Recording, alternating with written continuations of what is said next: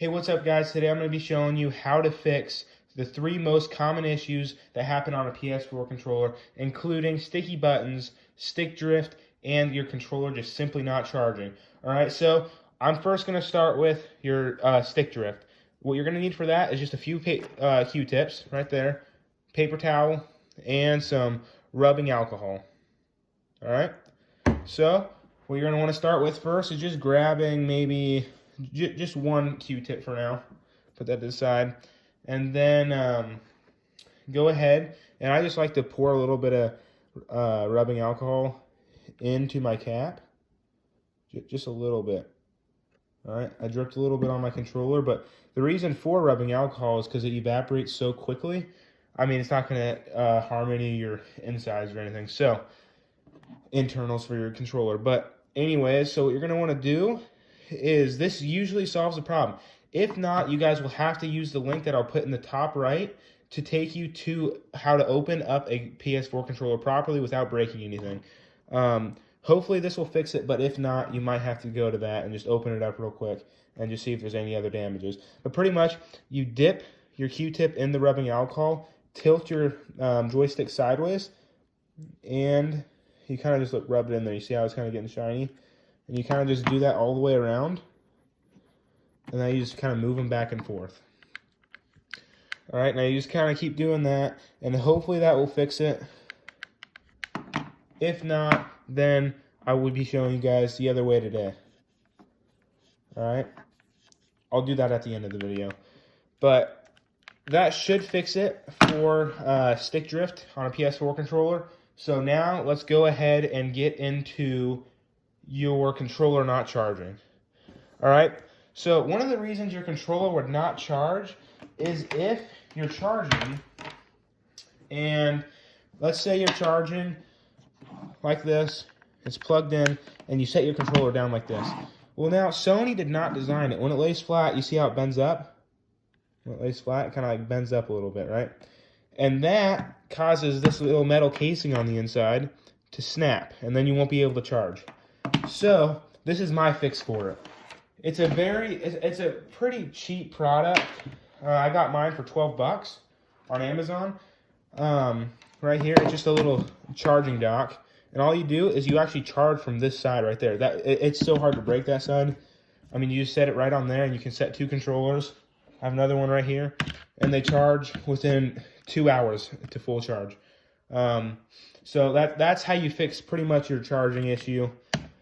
There's not really, since it does just break that inside casing, you can't really do anything about that. So, yeah. Also, I had a commenter talking to me about how he broke his ribbon cable, and that only goes to your light bar and your charging port right here. So if he got that charging dock, he'd actually be okay just charging from this back side. Alright, so that is how you fix your charging problem. Now we're going to get into sticky buttons. Now you do have to open the controller for that. Hopefully not, but pretty much it's just the same thing that we did with the joysticks. You just take some rubbing alcohol and you're just going to rub it around the buttons. Just like so.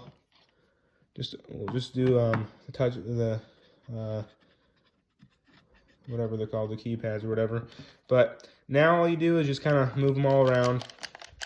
Now the only reason that your stuff would be kind of getting sticky, oh look, there's even dirt coming off of that. But the only reason your stuff would be getting sticky is if you're eating and playing. That's honestly the only way. And other than that, just dust slowly getting up into everything. But the buttons, all it is just plastic rubbing against each other until, like I showed you in my other video, how it just presses down onto a circuit board and then connects to the motherboard. So that's all it is, guys. So really the only way is if there's a little bit of gunk beside there, which the rubbing alcohol should just eat that all up, and you should be good. If not, you will have to open up the controller, which I will be showing you guys how to do. Not in this video, but I have the link down in the description below for my last video on how to properly do it without screwing your controller up. So let's get into the internals and fixing stick drift and button worst case scenario. Alright, there we go. I just disassembled it really quick. And again, if you would like the video to how to properly do it without screwing your controller up, I'll put it in the top right and in the description below. All right, so after you open your controller up, here are your joysticks, and like I was saying, this is where the buttons press. So I'll focus on the joysticks first. All you're gonna do is, these are like little caps. All you do is just pop them right off. I did screw mine up. These like little discs that kind of spin on the side. I accidentally broke it. But pretty much all you do now from this point is you take some rubbing alcohol and you see that red stuff in there, you just put it in there. And that'll usually fix it. You rub it around, and that's usually the fix. If not, you might have to buy a new part or something for it.